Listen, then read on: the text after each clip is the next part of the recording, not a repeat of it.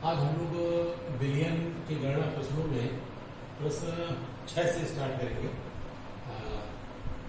पारस्परिक लाभ की सांद्रता का एक सवाल कैसे पूछा जाता है यूपी बोर्ड परीक्षा में। 27 डिग्री सेंटीग्रेड पर यूरिया के m/10 बिलियन का पारस्परिक लाभ ज्ञात कीजिए और S बराबर यानी बिलियन स्थान का मान दिया हुआ है 0.082 लीटर एटीएम। तो इस प्रश्न को हम लोग कैसे हल करेंगे बोर्ड परीक्षाओं में, उसको हमको देखना है। प्रश्न नंबर 6 का हल प्रश्न में दिया है। अब प्रश्न में क्या क्या दिया है? 27 डिग्री सेंटीग्रेड टेम्परेचर, सामान्य ताप दिया हुआ है T डिग्री सेंटीग्रेड बराबर 27। इसे हम परम ताप में बदलेंगे तो परम ताप क्या होता है? सामान्य ताप में जब 273 जोड़ देते हैं तो इसे हम परम ताप कहते हैं। तो कैपिटल T बराबर 27 प्लस 273 इक्वल टू 300 केल्विन, यानी केल्विन में टेम्परेचर हमारा प्राप्त हो जाता है 300 केल्विन। इसके अलावा सवाल में सांद्रता दी है, बिलियन की सांद्रता। बिलियन की सांद्रता C बराबर 1/10 और ये किसमें है? मोलरता की पदों में। तो मोलरता क्या होता है? 1 लीटर बिलियन में उपस्थित विलेय पदार्थों के मोलों की संख्या। तो यानी आयतन उसमें 1 लीटर है, V बराबर 1 लीटर। तो हम ये कह सकते हैं कि यहाँ पर V इक्वल टू कितना है? 1 लीटर। क्योंकि मोलरता में 1 लीटर विलियन में उपस्थित विलेय के मोलों की संख्या होती है, तो आयतन भी यहाँ पर छुपा हुआ है, V इक्वल टू 1 लीटर। ठीक, इसके बाद हम यूरिया, चूंकि यूरिया का विलियन है इसलिए यूरिया के अनुभाग की गणना 60। यूरिया का अनुभाग कितना होता है? 60। यूरिया का सूत्र होता है NH2CO NH2। तो इसमें N के 2 परमाणु हैं। N का परमाणु भार कितना होता है? 14। H का परमाणु भार 1, C का परमाणु भार 12, O का परमाणु भार 16। यदि इसको सबको हम जोड़ देंगे तो हमारा यूरिया का अनुभाग 60 हो जाएगा। इसके अलावा अगर हम सूत्र देखते हैं और प्रश्न में S का मान दिया हुआ है, यानी विलियन स्थान का मान दिया हुआ है, तो सूत्र में क्या होता है? जब हमें परासरण दाब ज्ञात करना होता है विलियन का, तो क्या लगाते हैं सूत्र? PV बराबर NST। PV बराबर NST। P क्या है? परासरण दाब। V क्या है? विलियन का आयतन। N क्या है? विलेय के मोलों की संख्या। S क्या है? विलियन स्थान। T क्या है? परम दाब। अब यदि V का भाग हम N में लगा रहे हैं तो N/V यानी मोलों की संख्या बटे आयतन को हम क्या कह सकते हैं? सांद्रता पद कह सकते हैं। और यहां पर जो सांद्रता पद है, मोल उपस्थित है एकांक आयतन बिलियन के, तो इसे हम क्या कहेंगे? सांद्रता, यानी ये यम है, यानी मोलरता है। तो इसलिए यहां V की जगह में C पद ले आएंगे, तो सूत्र हमारा बन जाएगा P equal to C into S into T। अब हम सांद्रता कितनी है? 1/, यहां पर सांद्रता पद जो हो जाएगा 1/10 हो जाएगा। 1/10 हो जाएगा सांद्रता पद 1/10। तो जब इसमें भाग लगाएंगे तो हमारा क्वेश्चन में आंसर आएगा 2.46 ATM और यस की वैल्यू लगा देंगे। ये देखिए दी की गई है और टी का मान उन लोगों ने निकाला है 300 केल्विन। तो इस तरह से परासरण दाब ज्ञात कर लेंगे जब हमको विलियन की सांद्रता दी। चलिए इसे नोट करें।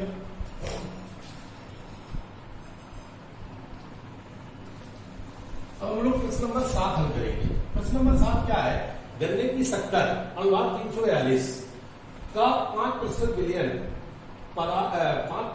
बिलियन पदार्थ X के 1% बिलियन के समपरासरी है। पदार्थ X के अनुभाग की गणना कीजिए, यानी पदार्थ के अनुभाग की, यानी X पदार्थ के अनुभाग की गणना आपको करनी है। तो ये प्रश्न हमको लगाना कैसे, मतलब इसको हल कैसे करेंगे? तो हम प्रश्न नंबर 7 का हल देखेंगे। सबसे पहले हमको देखना है समपरासरी विलियन क्या होता है। समपरासरी विलियन ऐसे विलियन जिनकी अणु सांद्रताएं समान होती हैं उन्हें हम समपरासरी विलियन कहते हैं, या इस प्रकार भी परिभाषित कर सकते हैं कि ऐसे विलियन जिनके परासरण दाब समान होते हैं। 2 या 2 से अधिक ऐसे विलियन जिनके परासरण दाब समान होते हैं समपरासरी विलियन कहलाते हैं। जिन विलियनों के परासरण दाब समान होते हैं उन विलियनों की सांद्रताएं भी समान होती हैं, अणु सांद्रताएं, मोलर सांद्रताएं भी समान होती हैं।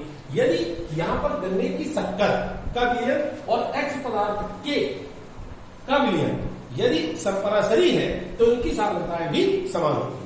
तो समपरासरी विलियन कॉन्सेप्ट से, यानी सिद्धांत से हम कह सकते हैं कि C1 इक्वल टू C2, यानी पहला विलियन दूसरे विलियन के समअणु है। C1 सांद्रता है, इसे हम तोड़ लेते हैं N1/V, यानी मोल पदार्थ के मोलों की संख्या बटे एकांक आयतन। C सांद्रता पद को, इसी प्रकार दूसरे सांद्रता पद को भी हम तोड़ लेते हैं N2/V2। N क्या है? मोलों की संख्या है। अब N मोलों की संख्या को हम तोड़ सकते हैं W/मॉलिक्यूलर वेट, यानी मोलों की संख्या बटे अणुभार का।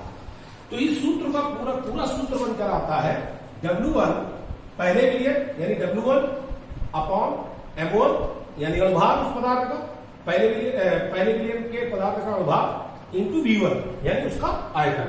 इसी तरह दूसरे विलयन का की पदार्थ की मात्रा, उसका अणुभार इंटू V2, यानी उसका आयतन। अब गन्ने की शक्कर के विलयन को पहला विलयन मानिए, यानी इसको विलयन हमने पहला माना। तो इसकी सांद्रता हमको सवाल में दी है 5% विलयन, तो 5% आयतनानुसार होता है जब दिया हो, तो W/V यानी 5% को तोड़ा हमने 5/100, तो आयतनानुसार ये होता है। तो W क्या हो गई? 5 ग्राम, यानी W1 हमको पता चल गया पहले विलयन में कितनी है, 5 ग्राम के बराबर है। और V1 बराबर 100 मिलीलीटर प्रतिशत में। इसी प्रकार X पदार्थ का जो विलयन है, इसे विलयन नंबर 2 मान लिया हमने, और इसकी मात्रा हमको कितनी दी है? इसकी सांद्रता दी हुई है 1%, यानी 1%। 1% तो तोड़ेंगे तो 1/100 आ जाएगा, और इसकी समानता किसके साथ है? आयतनानुसार है, यानी W/V। तो W हो गई 1 ग्राम और आयतन हो गया 100 मिलीलीटर। अब X पदार्थ के अणुभार की गणना करना है, तो क्या करेंगे? M2 = क्वेश्चन मार्क, ये B2 है, W2 है, ये B2 है, ये M2 हो गए। और चूंकि गन्ने के शक्कर का अणुभार हमको दिया हुआ है 342, तो ये M1 हो गई। ये क्या हो जाएगी? M1 = 342। ये प्रश्न में हमको दिया हुआ, प्रश्न में। अब इसके बाद हम संपरासरी विलयन के सूत्र को लगाते हैं। विलयन 1 गन्ने की शक्कर और विलयन 2 X पदार्थ का विलयन।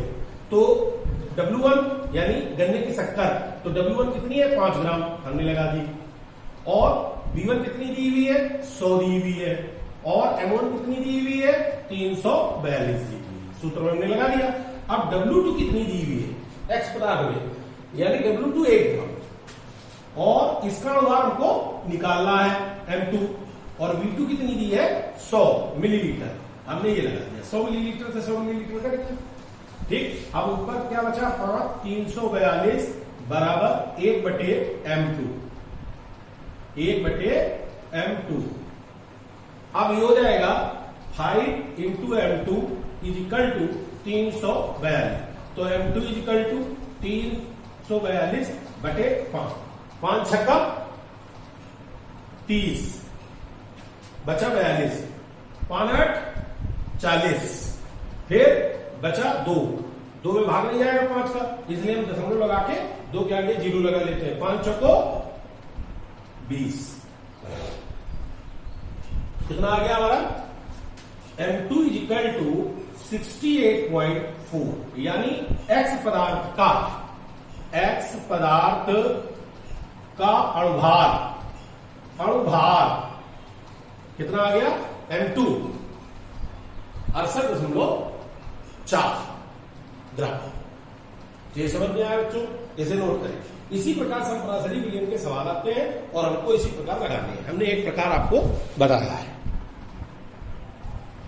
चलिए हम लोग प्रश्न नंबर 8 करते हैं। प्रश्न नंबर 8 जो है वाष्पदाब अवनमन से है।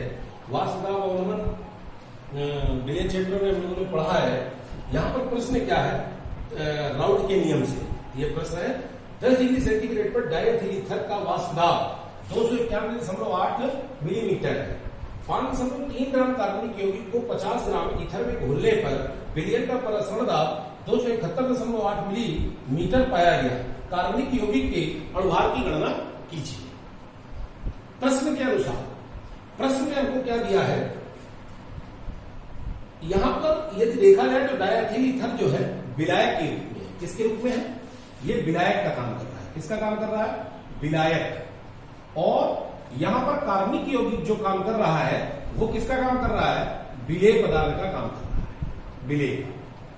तो विलेय पदार्थ की सवाल में, प्रश्न में मात्रा दी है 5.3 ग्राम कार्बनिक यौगिक को घोला जाता है 50 ग्राम ईथर में, तो ईथर यानी कैपिटल विलायक की मात्रा यानी 50 ग्राम, और विलेय क्या है कार्बनिक यौगिक यानी उसकी 5.3 ग्राम मात्रा सवाल में दी गई है। अब वाष्प दाब दिया हुआ है पीना, यानी यहां पर विलायक कौन है, डायरेक्ट ईथर विलायक है, तो विलायक का वाष्प दाब पीना इक्वल टू 291.8 मिलीमीटर, और जब पदार्थ घोल दिया जाता है 5.3 ग्राम कार्बनिक यौगिक घोल दिया जाता है 50 ग्राम विलायक में यानी ईथर में, तो वाष्प दाब विलयन का वाष्प दाब कितना हो जाता है, विलयन का वाष्प दाब घटकर हो जाता है 271.8 मिलीमीटर यानी पीएस विलयन का वाष्प दाब। अब हमको चाहिए डायरेक्ट का ईथर का अणुभार, तो डायरेक्ट ईथर क्या होता है, इसका सूत्र होता है C2H5O C2H5 डायरेक्ट ईथर। अब इसमें C कितने हैं, 2 2 4 यानी 4, और C का परमाणु भार कितना होता है 12, प्लस H कितने हैं 5 ये यानी 10, यानी H का परमाणु भार होता है 1 और परमाणुओं की संख्या है 10 से गुणा कर देंगे, प्लस एक O परमाणु है ऑक्सीजन परमाणु है जिसका परमाणु भार होता है 16 बराबर बच्चों 48 प्लस 1 गुणे 10 प्लस 16, यदि इसको हम जोड़े तो हमारा टोटल आता है 74, यानी विलायक डायरेक्ट ईथर का जो अणुभार कैपिटल M है वो कितना आ जाएगा 74 आ जाएगा। कार्बनिक यौगिक के अणुभार की गणना कीजिए, यानी वो जो विलेय पदार्थ है उसके अणुभार की गणना कीजिए। राउल्ट का नियम क्या कहता है, राउल्ट के नियम से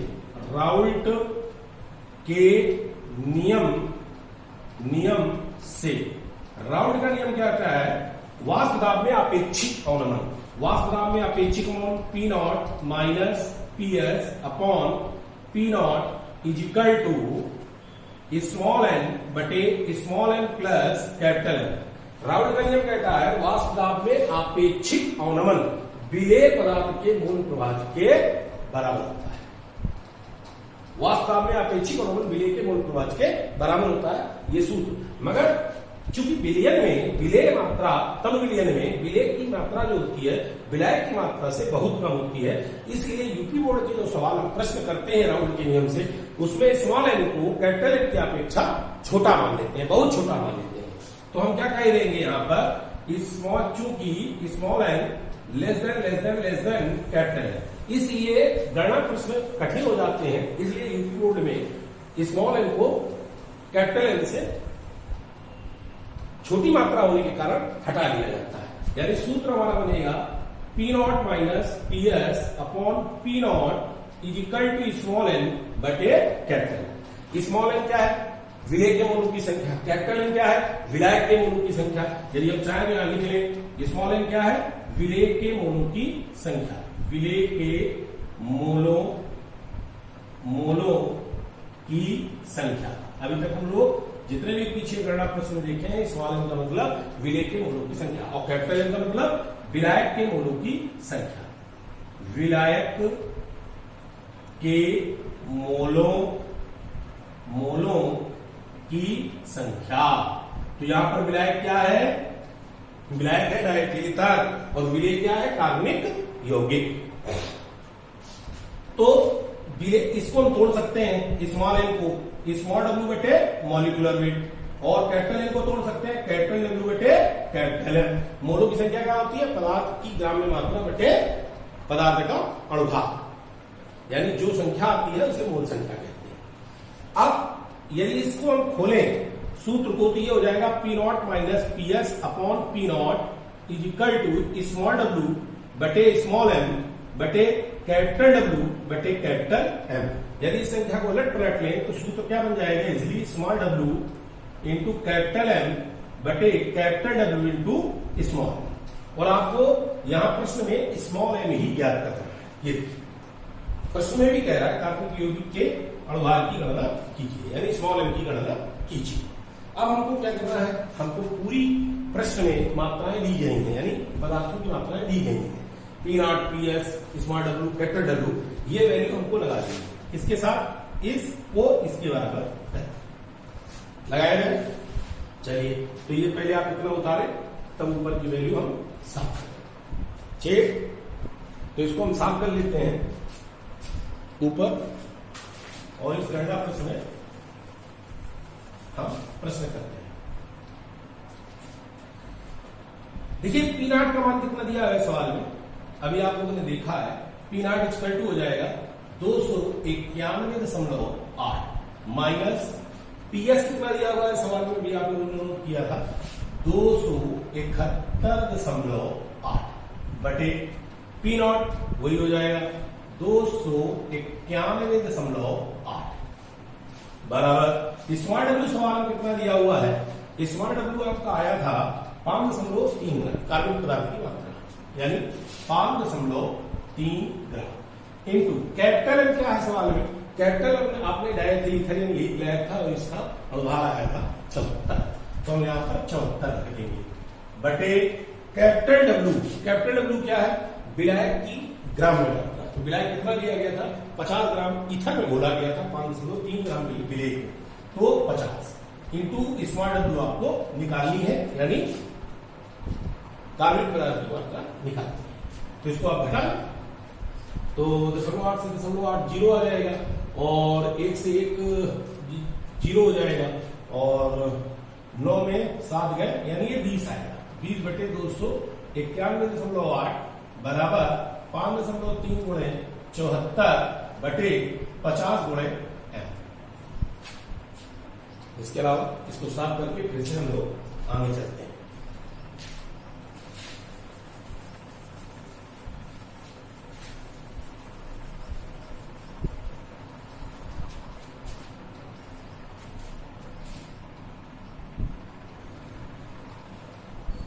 इतना मान हम लोग जब रख लेते हैं इस प्रश्न में, इतना निकाल लेते हैं, तो इसके बाद हम त्रियक गुणा कर देंगे, ये देखिए इसका इधर की ओर और इसका इसके और बराबर कर लेंगे, तो 20 गुणे 50 गुणे m, 20 गुणे 50 गुणे m बराबर 5.3 गुणे 74 गुणे 291.8, और इसलिए m बराबर तो 20 और 50 का भाग दे देंगे, और इस तरह से m का मान हम निकाल लेंगे 114.443, और ये विलेय पदार्थ का अनुभाग आ जाता है। तो आज हम लोगों ने 3 सवाल किए हैं, आगे हमको प्रश्नावली एनसीईआरटी को देखकर उससे आगे के जो सवाल है उनको लगाइए, नहीं आते आगे हम और बताएंगे। धन्यवाद।